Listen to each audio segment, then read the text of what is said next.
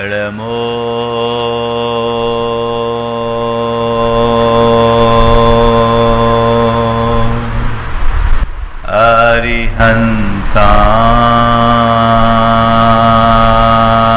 अरिहन्ताणं नमो अरिहन्ताणं नमो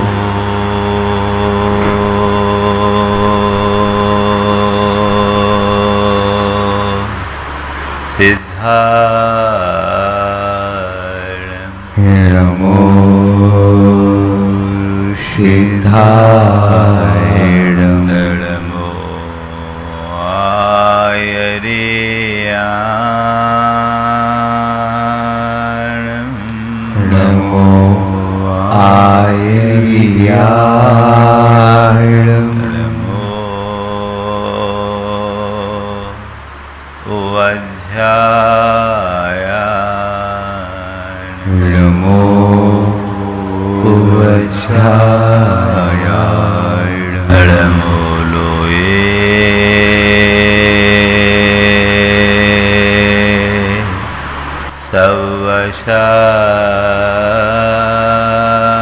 सवशाहुनं नमो लोये सवसाहु एसो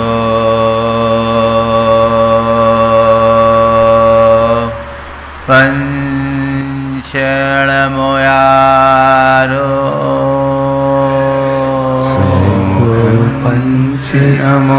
पंचनमोयारो सवपाव पणाशिनो अनाशिनो मंगलालं च सवेसिं मङ्गलाणं च शवेशमम् ओ मंगलम परमं होई मंगल। जय बोलो देवादिदेव 1008 श्री भगवान महावीर स्वामी की जय। अहिंसा परमो धर्म की जय। परम पूज्य आचार्य गुरुवर श्री विद्यासागर जी महाराज जय। जय बोलो आचार्य श्री समय सागर जी महाराज की, पूजवर मुनि श्री प्रमाण सागर जी महाराज की, पूजवर मुनि श्री संधान सागर जी महाराज की, समस्त मुनि संघ की नमस्ते। शिष्य गुरु चरणों में उपस्थित हुआ और निवेदन किया कि गुरुदेव खूब अभ्यास कर रहा हूं, लेकिन आत्मा का आभास नहीं होता। खुद का साक्षात्कार करना चाहता हूं, पर रंचमात्र एहसास भी नहीं होता। आखिर क्या करें? शिष्य की प्रार्थना सुन गुरु मुस्कुराए और गुरु ने कहा, ठीक है, मैं तुझे समझाता हूं। एक काम कर, आले में एक दिया रखा है, उसे जला ले। शिष्य दिया को जलाया। गुरु ने एक पुस्तक दी और कहा, ले इसे पढ़ के सुना। शिष्य पढ़ नहीं पा रहा था, क्योंकि दीपक की लौ चंचल हो उठी थी। हवा के वेग से लौ इधर से उधर हो रही थी। शिष्य ने कहा, गुरुदेव कुछ पढ़ते ही नहीं बन रहा है। गुरु ने कहा, कोई बात नहीं। उसे एक चिमनी दी, कहा, ये चिमनी रख, इसे दीपक पर रख, उसके बाद पढ़। दीपक पर चिमनी रखी लौ स्थिर हो गई। बोला आप पढ़ के सुना। शिष्य ने बिल्कुल फराटे के साथ पढ़ दिया। अब शिष्य पूछा, गुरुदेव मुझे समझ में नहीं आया कि उसी दीपक से मैं पहले पढ़ रहा था, पढ़ नहीं पाया, और बाद में चिमनी लगाई, सहजता से पढ़ लिया, कारण क्या है? गुरु ने समझाया, बस बात केवल इतनी सी है, पहले दीपक की लौ अस्थिर थी, अब स्थिरता आ गई है। पहले दीपक की लौ अस्थिर थी, अब स्थिरता आ गई है। जो अस्थिर है वह कभी अपने आप को नहीं देख सकता, खुद को वही देख पाता है जो स्थिरता अपनाता है। तेरे सवाल का समाधान भी इसी में है। तू अभ्यास तो कर रहा है, पर तेरे अभ्यास में स्थिरता कहाँ है? तुझ में चंचलता है, अस्थिरता है, कभी कुछ कभी कुछ, कभी कुछ कभी कुछ। एक जगह टिकने वाला स्थिर होकर सफलता पाता है, और 10 जगह दिमाग लगाने वाला डोलता रहता है। अगर अपने जीवन को आगे बढ़ाना है तो स्थिरता अपनाओ। आज बात मैं इसी की करना चाहता हूँ। हम सबके जीवन की एक बड़ी दुर्बलता अस्थिरता।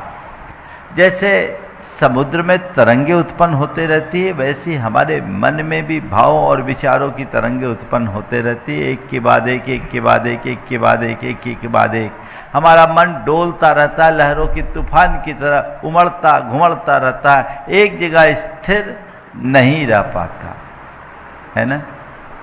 हमारी दशा पीपल के पत्ते की तरह है, हवा जिधर हिला दे हिल गए। ऐसा व्यक्ति अपने जीवन में कुछ भी हासिल नहीं कर सकता, चाहे आध्यात्मिक हो या लौकिक। दोनों प्रकार की उपलब्धियों के लिए स्थिरता जरूरी है। आज हम देखना चाहते हैं कि मेरे अंदर की स्थिति क्या है, कितनी स्थिरता है और कितनी अस्थिरता है। दोनों तरह के लोग हमें दिखाई पड़ते हैं। कुछ लोग हैं जो बड़े स्थिर स्वभावी होते हैं, उनका स्वभाव स्थिर होता है, उनकी प्रवृत्ति स्थिर होती है, उनका निर्णय स्थिर होता है और उनका संकल्प स्थिर होता है। स्वभाव, प्रवृत्ति, निर्णय और संकल्प चारों में स्थिरता रहती है। और कुछ लोग हैं जिनके मिजाज का ही ठिकाना नहीं है ना, कब क्या हो जाए कोई पता ही नहीं है ना। और कुछ लोग हैं कब क्या कर दे इसका पता नहीं, प्रवृत्ति का ठिकाना नहीं। कुछ लोग हैं जिनका निर्णय ही बदलता रहता है, और कुछ लोग हैं जिनका संकल्प लचीला रहता है। ऐसे लोग कहीं के नहीं रहते। एक शब्द आता है बेपेंदी का लोटा, है ना, बिना पेंदी का लोटा, लुढ़कते रहते। ऐसी स्थिति लोगों की होती है जो कुछ कुछ उनके जीवन चक्र में चलता रहता है और वह उसमें ही उलझ करके रह जाते हैं।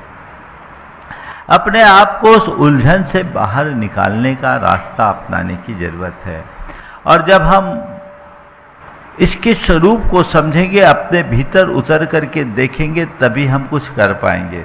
ऐसे किसी व्यक्ति से कहो तो कोई व्यक्ति ये मानने को तैयार नहीं होगा कि मुझ में अस्थिरता है क्या? मैं तो बहुत अच्छा हूँ, मैं अपने आप में स्थिर रहता हूँ, मेरा निर्णय स्थिर रहता है, मेरा स्वभाव स्थिर रहता है, मेरी प्रवृत्तियाँ बिल्कुल बैलेंस, मैं बहुत बैलेंस्ड हूँ, है ना। बहुत अच्छा है, भगवान करे जैसा आप कह रहे हैं वैसा हो जाए, लेकिन हमें खुद को देखना होगा। अस्थिरता हीनाधिक रूप में हर किसी में होती। जितने भी सफलतम लोग हैं, चाहे वे पारमार्थिक आध्यात्मिक क्षेत्र के हों या व्यापारिक या लौकिक जगत के, आप उनको देखना, वो स्थिर होते हैं। 10 जगह दिमाग लगाने वाले कभी आगे नहीं बढ़ पाते।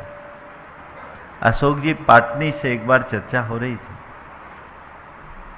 जब मार्बल के क्षेत्र में उन्होंने मोरवल की माइंस ली।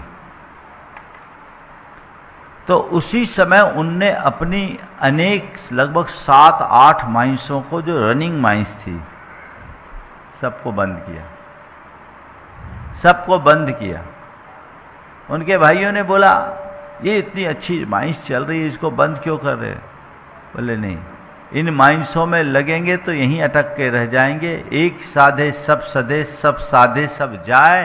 पूरी शक्ति एक जगह लगाओ, स्थिरता होकर के स्थिरता से काम करो, देखो कैसे आगे बढ़ते हैं। और उनने उसका प्रमाण प्रस्तुत कर दिया। आज आर के मार्बल जगत में जो पहचान बना पाया, मैं समझता हूँ केवल इसी स्थिर निर्णय के बदौलत। आप जितने सफलतम लोगों के जीवन में झांक कर देखोगे,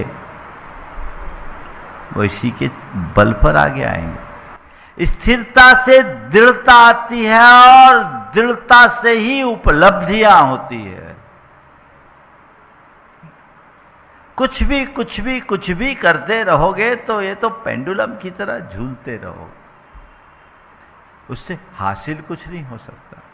इसलिए कुछ हासिल करना है तो अपने अंदर की अस्थिरता को हमें समझना होगा, और न केवल समझना होगा अपितु उससे बाहर निकलने का रास्ता भी अपनाना पड़ेगा, है ना। गुरुदेव को देखो, वे बड़े स्थिर और दृढ़ संकल्पी रहे। उनने अपने जीवन में कभी किसी भी प्रकार की अस्थिरता का कोई प्रसंग, कोई उदाहरण प्रस्तुत नहीं किया। वे जो भी किए गंभीरता से और स्थिरता से, बाह्य और भीतरी दोनों जगत के लिए। जब तक हम अपने आप में स्थिर नहीं होंगे तब तक हम कुछ कर ही नहीं सकेंगे।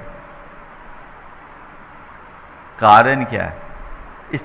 अस्थिरता का कारण क्या है? कई लोग हैं जिनकी कोई विचारधारा अनियंत्रित होती। पहला कारण अनियंत्रित विचारधारा। एक सेकेंड में 100 विचार घूम जाए। ऐसे कहा जाता है कि व्यक्ति के जीवन में 24 घंटे में 60,000 विचार घूमते हैं। पता नहीं कैसे आते हैं, क्या नहीं आते।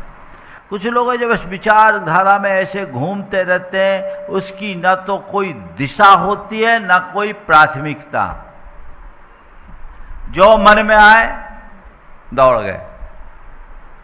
विचार आए, लेकिन विचारों को दिशा दो और प्राथमिकता तय करो, तब आप कुछ कर पाओगे। नहीं तो इधर की हवा तो इधर, इधर की हवा तो इधर।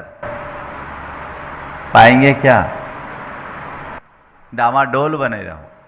डामाडोल स्थिति कभी अच्छी नहीं मानी जाती। तो आप अपनी विचारधारा पर नियंत्रण रखो, और ये नियंत्रण तभी होगा जब हमारी दिशा तय हो, प्राथमिकता तय हो। हम अपनी दिशा तय करें, हमें क्या करना है,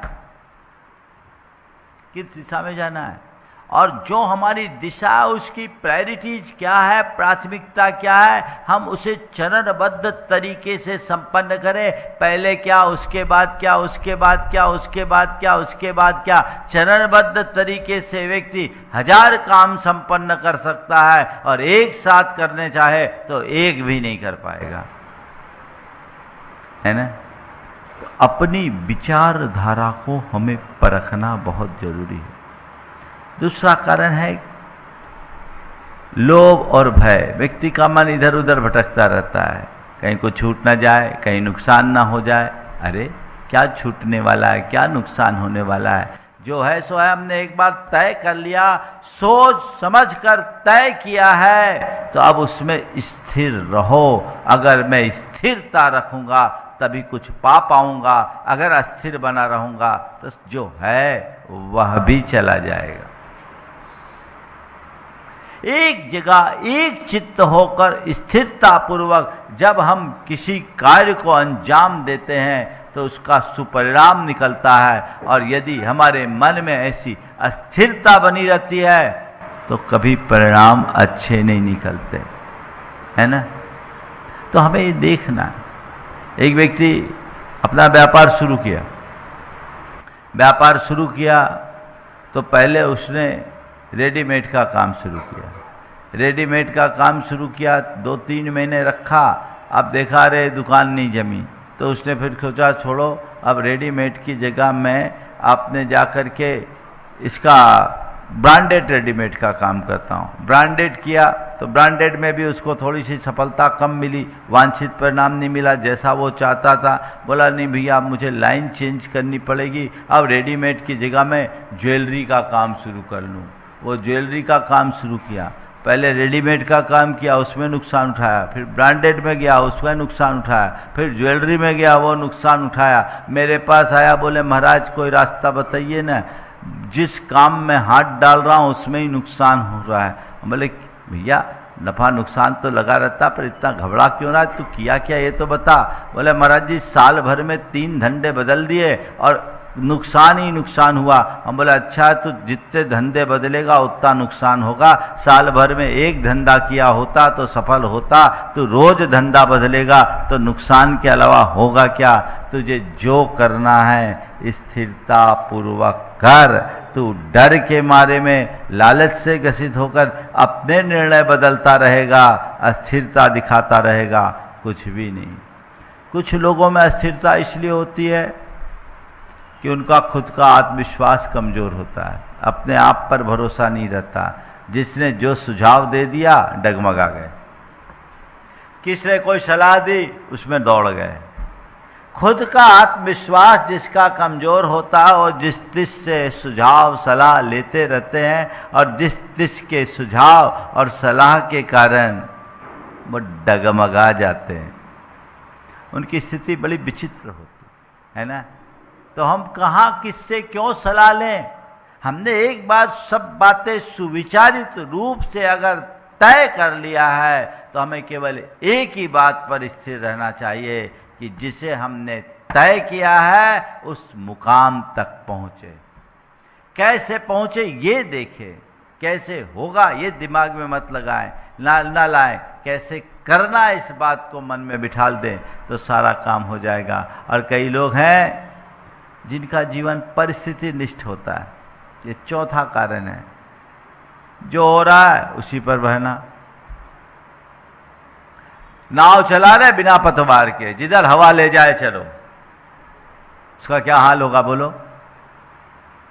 नाव चलाओ, लक्ष्य बनाओ, इस पार से उस पार जाना है। धारा प्रतिकूल हो तो भी तुम अपने पतवार के बल पर अपनी दिशा तय कर सकते हो, अपनी मंजिल तक पहुंच सकते हो। लेकिन बिना पतवार की नाव तो भटकते रहेगी, और कहीं बीच भंवर में फंस गई तो नैया भी डूब जाएगी। तुम देखो तुम्हारी दशा क्या है। कोई स्थिरता है या अस्थिरता। हमने सुना एक राजा एक ध्यानी गुरु के चरणों में पहुंचे और उनसे उनने निवेदन किया कि गुरुदेव मैं आत्मा का ध्यान करना चाहता हूं, खूब ध्यान लगाता हूं, लेकिन मेरा मन मेरी आत्मा में टिकता नहीं, क्या करूं। गुरु ने कहा कि तुम्हारा मन टिकेगा भी नहीं, तुम्हारा मन कभी टिकेगा भी नहीं। गुरुदेव ऐसे कैसे होगा, आप तो रास्ता बताइए। बोला मेरा मन क्यों नहीं टिकेगा। बोले इसलिए क्योंकि तुमने अपने मन को बंदर बना रखा। तेरा मन नहीं टिकेगा, क्यों? क्योंकि तूने अपने मन को बंदर बना रखा है। बंदर कभी एक डाल में टिकता नहीं, इस डाल से उस डाल में, उस डाल से उस डाल में, इधर से उधर फुदकता रहता है, उछल कूद मचाता रहता है। और जिसका मन उछल कूद मचाता है उसमें स्थिरता कहाँ आएगी, और स्थिरता के अभाव में ध्यान कैसे टिकेगा।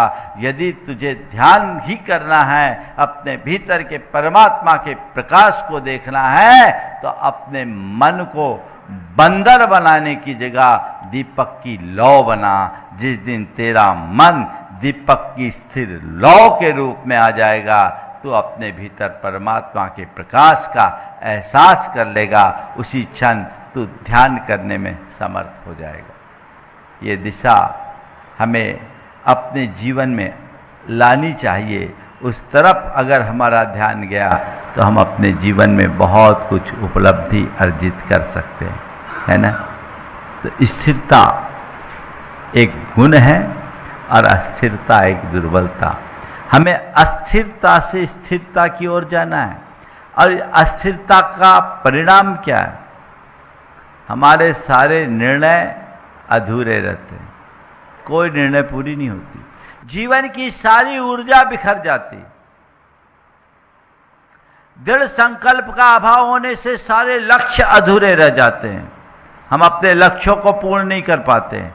अब मन में अशांति होती, ऊर्जा बिखरेगी, लक्ष्य अधूरे होंगे, निर्णय पूरे नहीं होंगे, तो मन में अशांति होगी ही। और फिर ऐसी स्थिति में हमारे संबंधों में, हमारी सफलता में और हमारी साधना में रुकावटें आ जाती है, दरारें पड़ जाती हैं, संबंध खराब होते हैं, सफलता की संभावनाएं क्षीण हो जाती है और साधना अधूरी रह जाती है।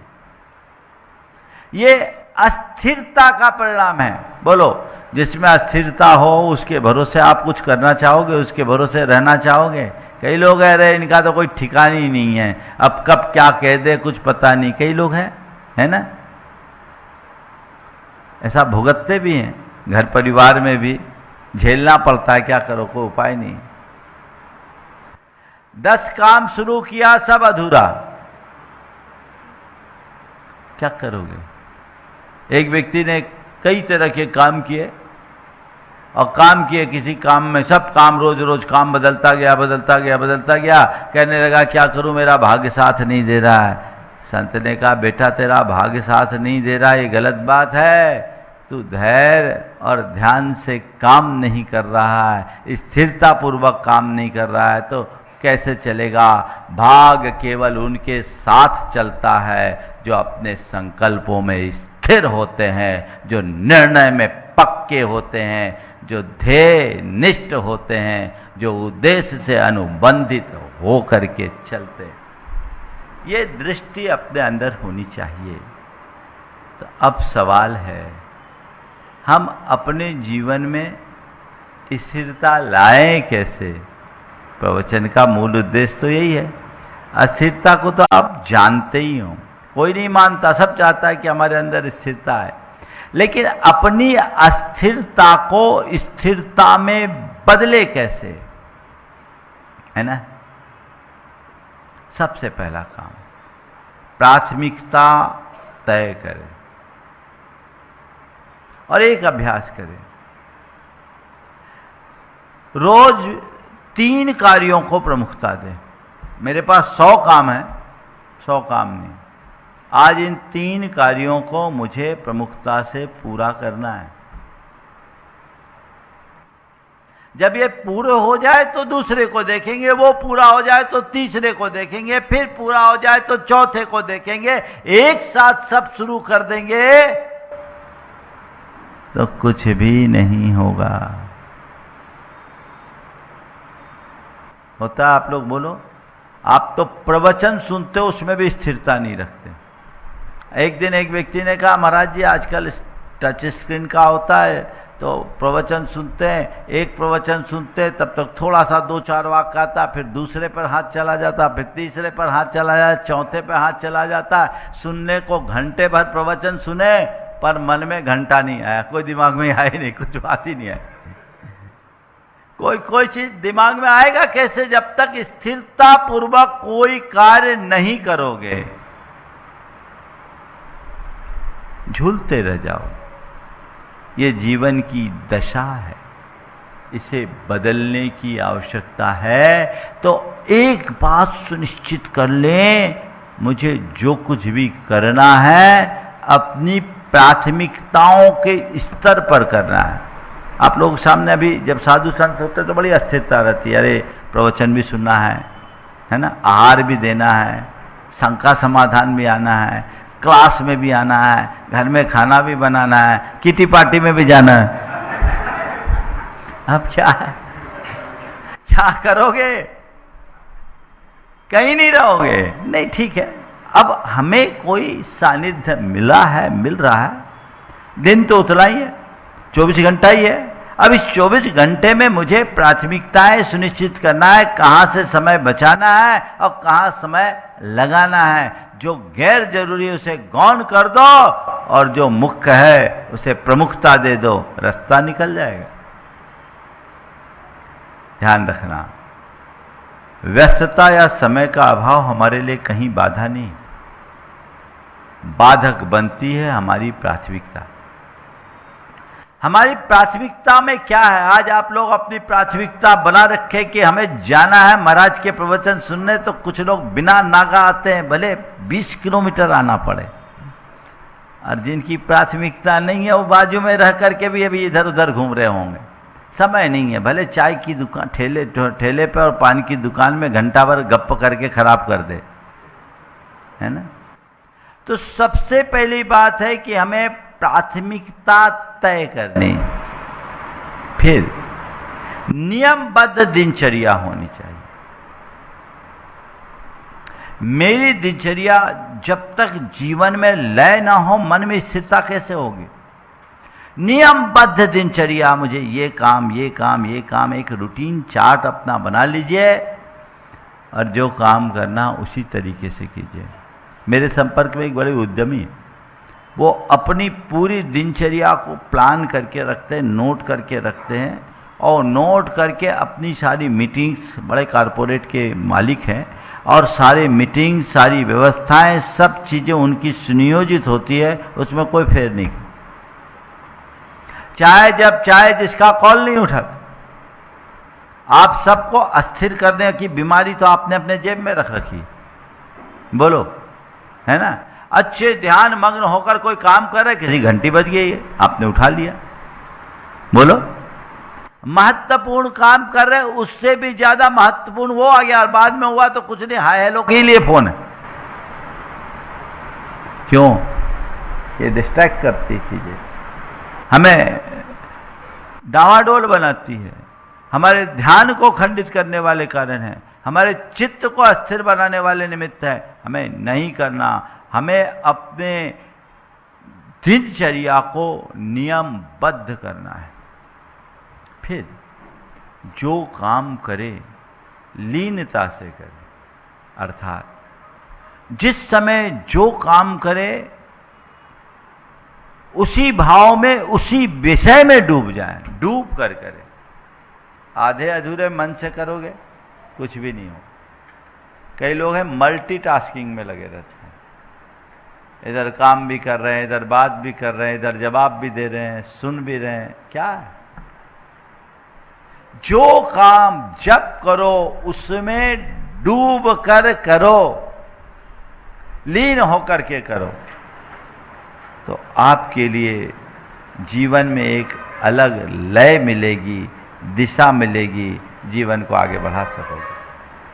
और चौथी बात, हर दिन अपनी आत्मा के स्थिर स्वरूप की भावना भाव। मैं स्थिर आत्मा हूँ, मैं दृढ़ आत्मा हूँ, मैं अपने स्वरूप में स्थिर हूँ, मैं अपने स्वभाव में स्थिर हूँ, मैं अपने आत्मा में स्थिर हूँ, मैं सहज शांत हूँ, मुझ में अगाध धैर्य है, मैं अपना काम स्थिरता पूर्वक करने में समर्थ हूँ। ये भावना भाई, इस पर भावना योग भी कर सकते हैं। निमित्त अगर स्थिरता के लिए भावना योग आप करें तो इस तरीके से कर सकते हैं। सांकेतिक रूप में मैं भी आज करा रहा हूँ, एक छोटा सा ध्यान कराऊंगा आपको, वो भी भावना योग का पाठ है जो लास्ट में। पर एक चीज़ जो प्रार्थना, प्रतिक्रमण, प्रत्याख्यान और सामायिक की जो क्रिया है, स्थिरता जैसी गुण की अभिव्यक्ति के लिए और अस्थिरता जैसे दोषों से मुक्त होने के लिए आप रोज उठे अपने अंदर के परमात्मा से ये प्रार्थना करे, हे परमात्मन, हे प्रभु,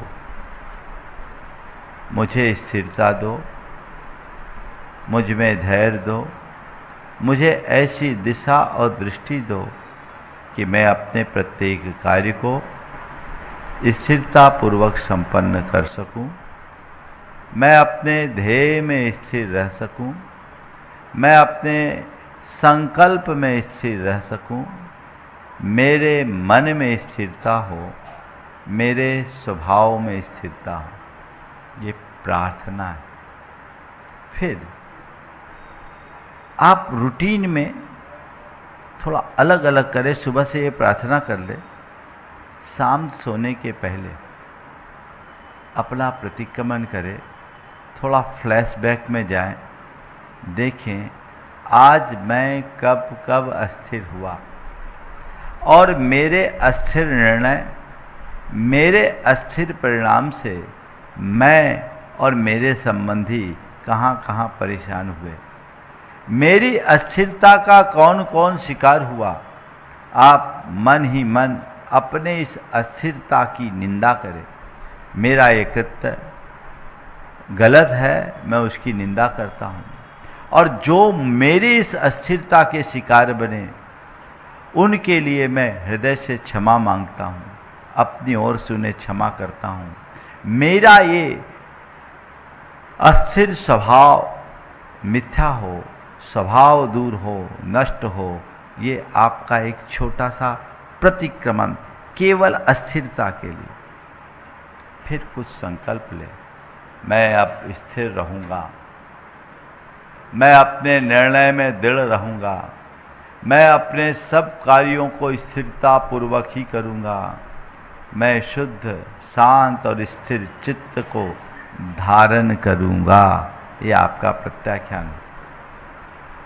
और मैं स्थिर आत्मा हूँ, मैं शुद्ध आत्मा हूँ, मैं सहज आत्मा हूँ, मुझ में दृढ़ता है, मुझ में शांति है, मुझ में स्थिरता है। स्थिर स्वभावो हम, स्थिर स्वभावो हम, स्थिर स्वभावो हम, स्वरूपे स्थिरो हम, स्वरूपे स्थिरो हम।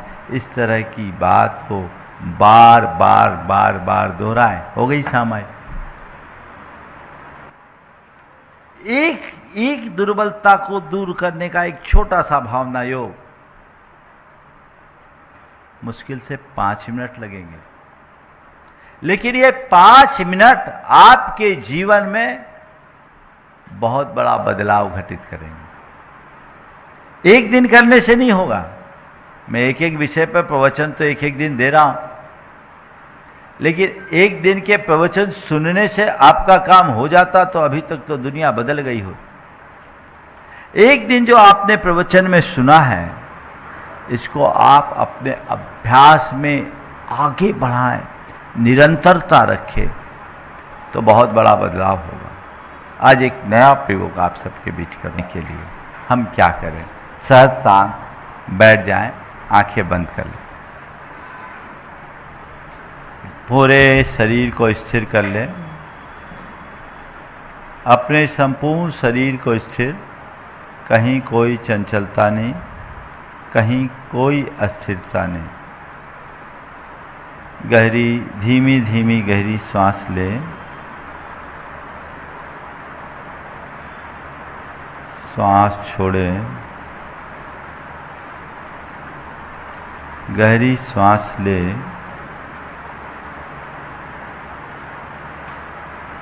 सांस छोड़ें, गहरी सांस लें और सांस छोड़ें। मन को शांत महसूस करें, अपनी अंतरात्मा से जुड़ने का आभास करें।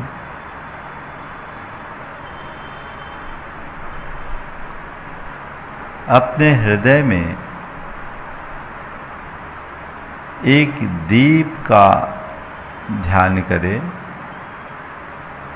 एक दीप मेरे हृदय में जल रहा है, जिसकी स्थिर लौ सर्वत्र अपना प्रकाश फैल रही है। मेरे हृदय में जलने वाले इस दीप का प्रकाश स्थिर है। इस दीप के प्रकाश में सब कुछ आलोकित हो रहा है। हृदय में जलते हुए उस दीपक को ध्याएं। दीपक, उसकी स्थिर लौ मेरे मन के सारे विचार उस लौ के चारों ओर घूम रहे हैं।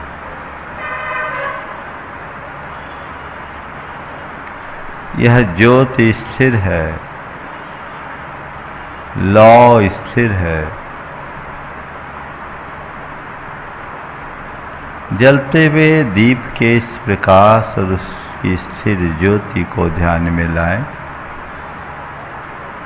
मन के सारे विचार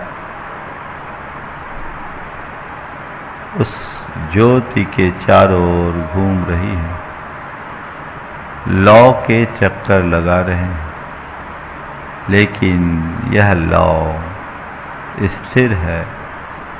इसका प्रकाश मेरी चेतना को दैदीप्यमान कर रहा है। सब कुछ प्रकाशित है।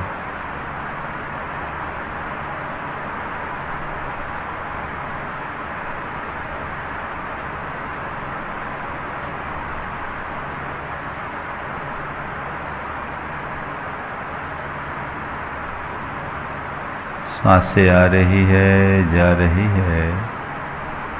अचंचल लौ, स्थिर लौ अपना प्रकाश फैला रही है।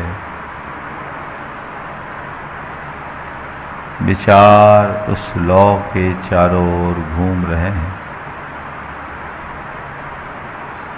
मेरी यह लौ स्थिर है। इसका प्रकाश सर्वत्र फैल रहा है।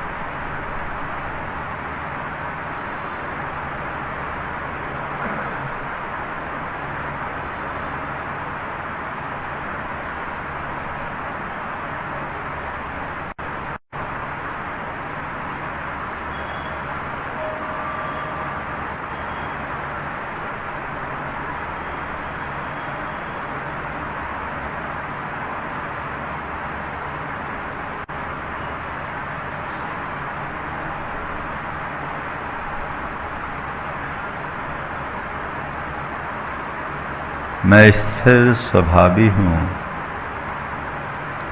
मैं शुद्ध और शांत आत्मा हूँ। मुझ में स्थिरता है। मैं स्थिर स्वभावी हूँ। मैं शुद्ध और शांत आत्मा हूँ।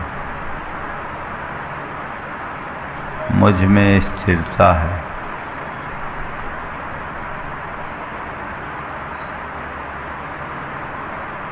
स्थिरो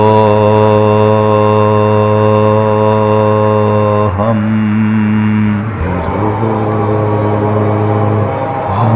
सुस्थिरो हम सुस्थिरो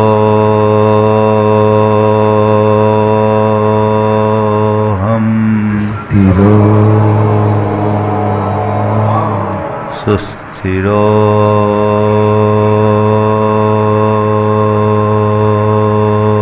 हम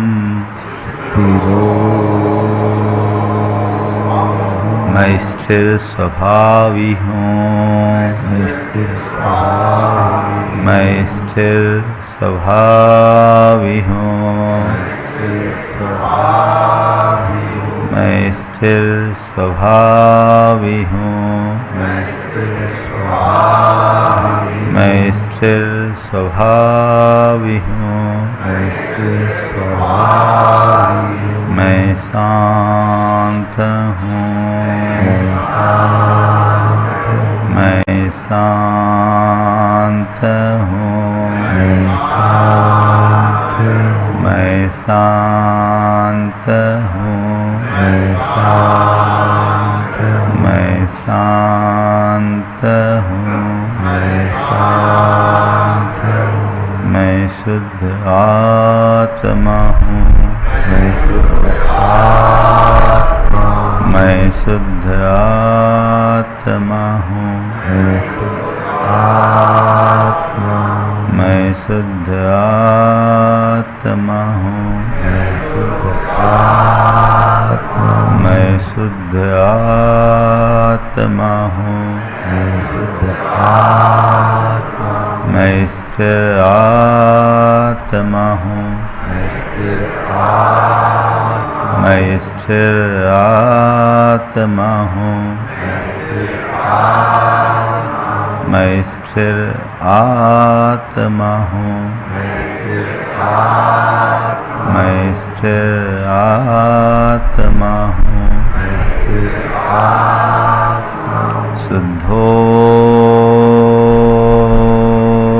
शुद्धोहम। शुद्धोहम। शुद्धोहम।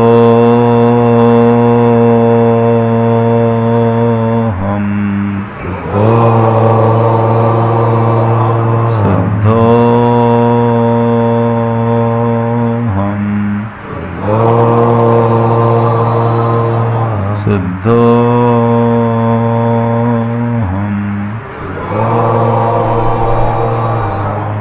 शुद्धोहम।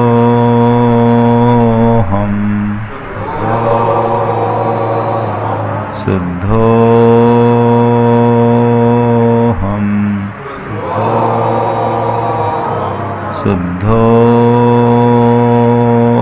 शुद्धोहम। शुद्धोहम।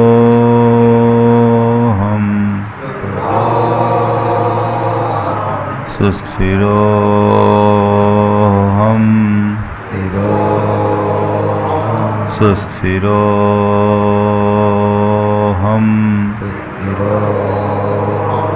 सुस्थिरोहम।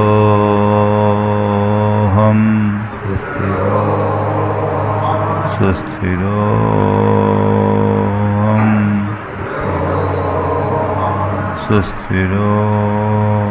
सुस्थिरोहम।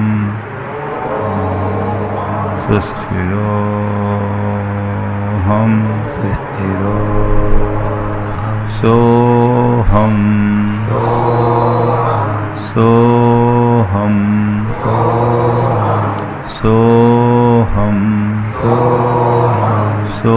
सोहम। सोहम। सोहम। सोहम। सोहम। सोहम। सोहम। सोहम। सोहम। सोहम। सोहम।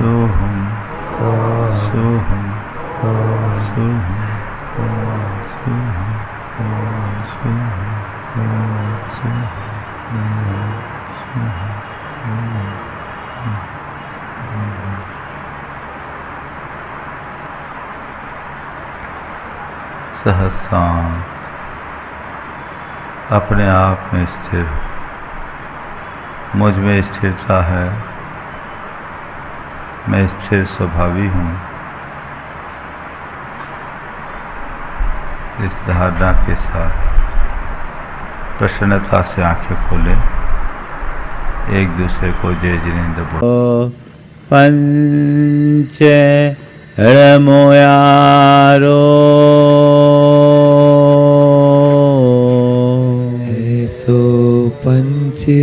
नमो यारो सवपाव पणाशनो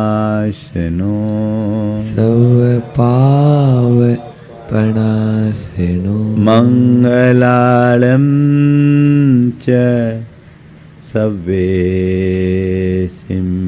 मंगलाणं च सवेसिम पढ़मं होय मंगलम।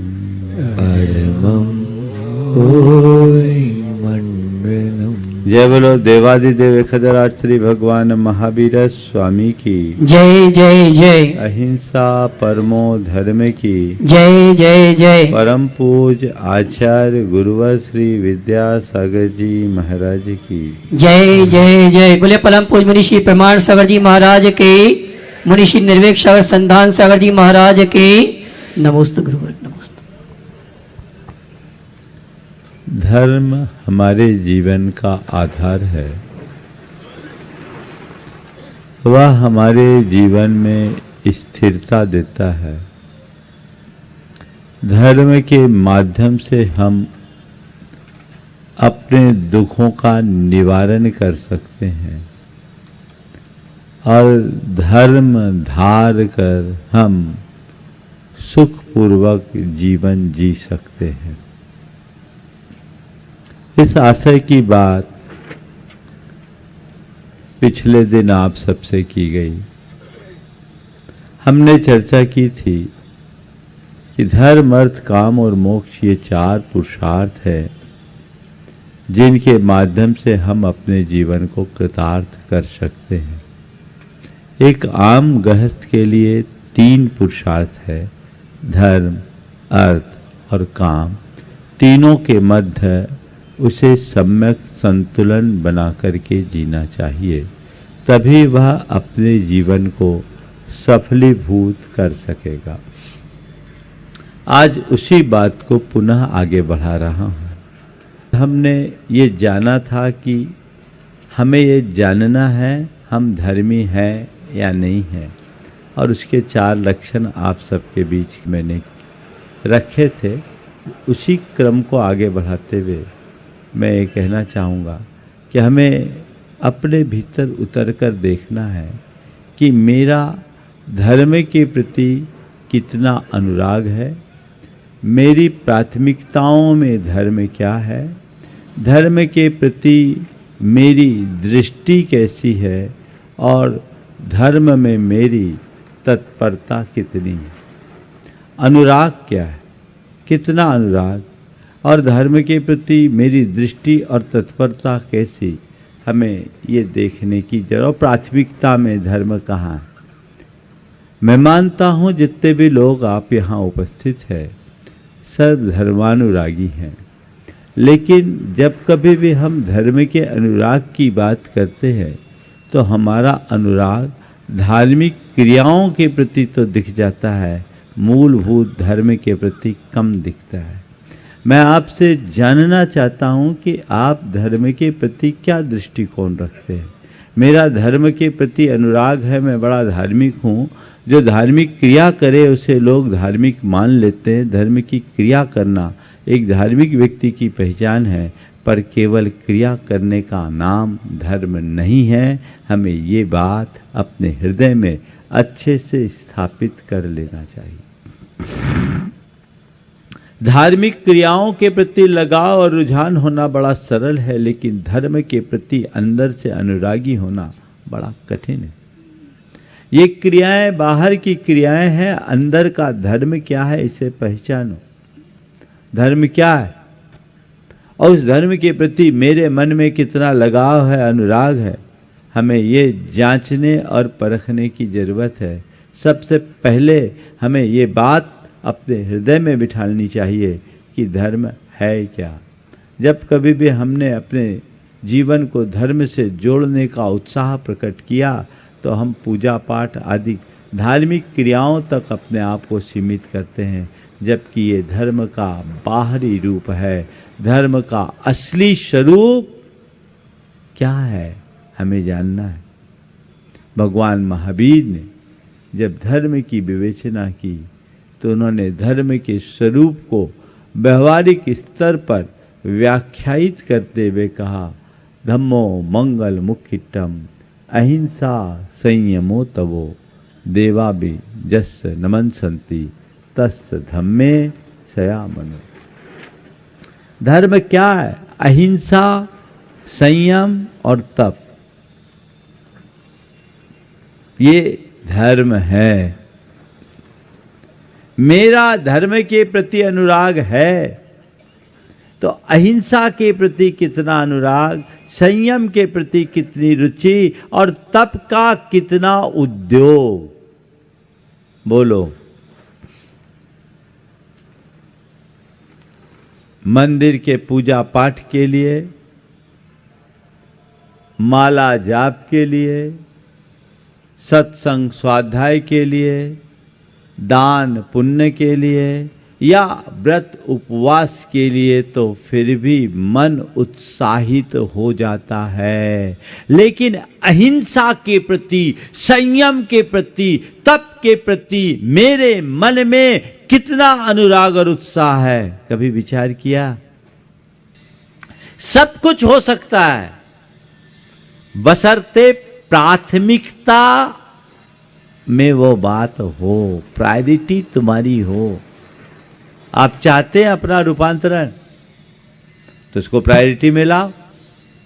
जब कभी किसी के अंदर हेल्थ कॉन्शियस जगती है ना, तो वो जब उनकी प्रायोरिटी होती, खाना पीना सब बंद, बिना फास्ट फूड के नहीं रहने वाले बच्चे भी बदलते हैं। क्यों? तो दूसरी बात है अनुराग के साथ प्राथमिकता। तीसरी बात मैंने क्या की थी? तत्परता, दृष्टि, धर्म के प्रति दृष्टि। और चौथी तत्परता। क्या दृष्टिकोण है तुम्हारा धर्म के प्रति, ये भी देखना है। मैं धर्म कर रहा हूं किस लिए? बोलो, आप सब धर्मी हो, किस लिए धर्म कर रहे? आपने बोला आत्मिक सुख के लिए, ये तो ज्ञानी का उत्तर है। लेकिन आम जनों से अगर बात करें तो हम यही पाते हैं कि चार दृष्टि से लोग धर्म करते हैं। ज्यादातर लोग परंपरागत संस्कार से प्रेरित होकर, माँ बाप ने हमें ये संस्कार दिया कि धर्म अच्छा काम है, हमें धर्म करना चाहिए और अपने जीवन की शुरुआत धर्म से ही करनी चाहिए। पूजा पाठ, भक्ति, स्तुति, भगवान का विनय और वंदना हमें करना चाहिए, धार्मिक कार्य करना चाहिए। इस अर्थ में हम सब लोग भाग्यशाली हैं क्योंकि हमें जन्मजात संस्कार ऐसे मिले हैं और उस संस्कार से प्रेरित होकर हम धर्म करते हैं। अच्छी बात है, लेकिन पर्याप्त नहीं है। दूसरा दृष्टिकोण, धर्म करेंगे तो हमें पुण्य मिलेगा, हमारा रुका हुआ काम बन जाएगा। ये तो बचपन से सिखाया गया, बेटा एग्जाम है मंदिर चले जा, पेपर अच्छा जाएगा। आज रिजल्ट निकल रहा है, पहले मंदिर चले जा तो रिजल्ट अच्छा आएगा। रिजल्ट तो महीना भर पहले बन चुका, लेकिन ये हमें लोभ दिया जाता है। पुण्य का भी एक लोभ है, पुण्य होगा, पुण्य होगा, पुण्य होगा। क्योंकि हम लोग की मनोवृत्ति कुछ ऐसी है कि बिना किसी आकर्षण के कोई काम करने का भाव नहीं होता, और इसलिए हमें ये बातें सिखा दी जाती। धर्म करेंगे तो पुण्य होगा, और तीसरा, धर्म करेंगे तो पाप कटेगा, विपत्तियां टलेगी, मुश्किलें हटेगी। हम लोग धर्म करते रहते, थोड़ा बहुत काम बन जाता है तो श्रद्धान और बन जाता पक्का कि मैंने ये किया, इसका फल ऐसा हुआ। और नहीं बना तो कई बार फिर लोग अपने आधार बदल देते, भगवान बदल देते हैं। अरे इसमें कुछ नहीं, और कई लोगों के अंदर श्रद्धा अश्रद्धा में परिवर्तित हो जाती। ये तीनों दृष्टियां, उथली दृष्टि, चौथी और सही दृष्टि है कि धर्म हम इसलिए करते हैं कि धर्म करने से हमारा जीवन सुधरेगा, धर्म करने से हमारा जीवन संवरेगा, धर्म करने से हमारा जीवन संभलेगा, धर्म करने से हमारा जीवन बदलेगा। ये दृष्टिकोण जब हो तो आप अपने आप को बदलने के लिए धर्म करेंगे।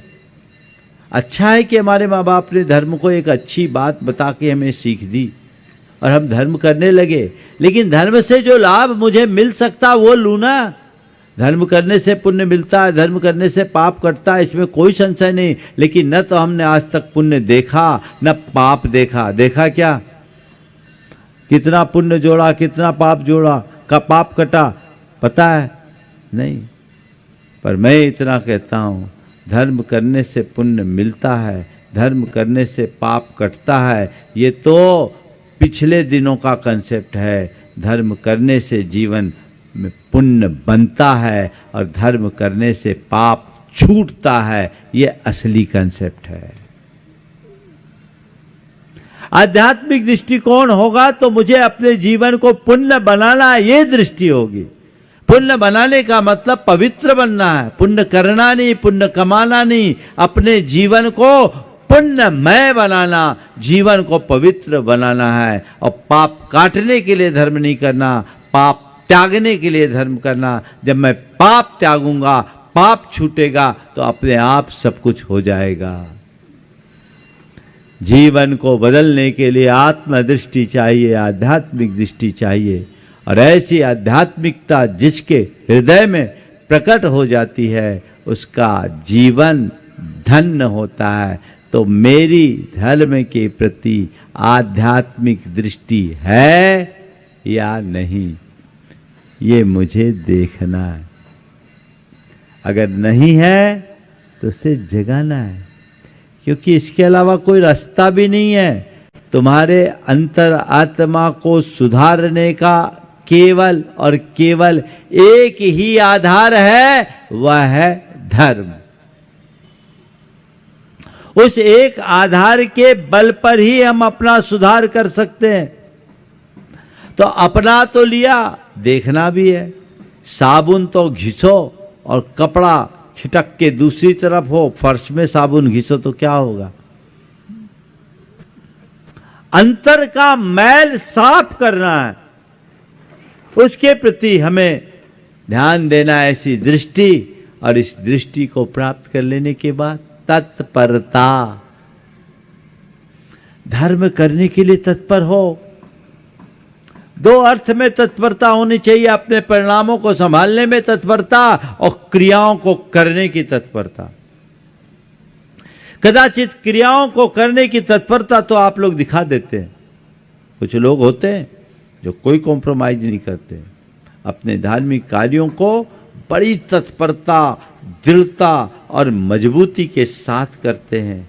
सराहनीय, लेकिन पर्याप्त नहीं। जितनी तत्परता धर्म की क्रिया करने में दिखाते हो, उतनी ही तत्परता अपने परिणामों को संभालने के प्रति भी होनी चाहिए। तो धर्म की सही तत्परता ये कहलाएगी। ऐसी तत्परता अंतरंग में जगे, तब आपका जीवन धर्ममय होगा और तब ये नरभव सार्थक होगा। तो हम धर्म के प्रति अनुराग, उसके प्रति अपनी प्राथमिकता, उसके प्रति अपनी दृष्टि और तत्परता, इन चारों बातों को ध्यान में रखें, जिससे जीवन बेहतर हो सके। ऐसा प्रयास हम सबको करना है। बोलिए परम पूज्य आचार्य गुरुवर श्री विद्यासागर महाराज।